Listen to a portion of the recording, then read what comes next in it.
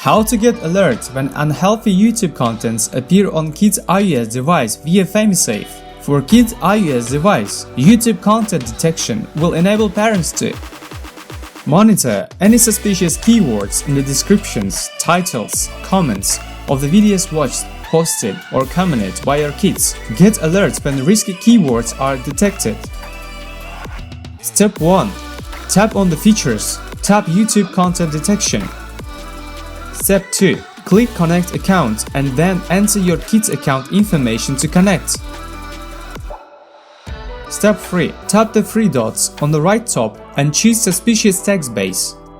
Step 4. By toggling the switch beside the category to enable or disable the category, then tap Edit to add words.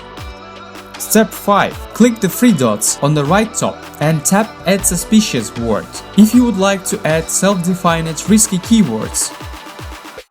Step 6. Under Potential Issues, you can check videos that contain suspicious text.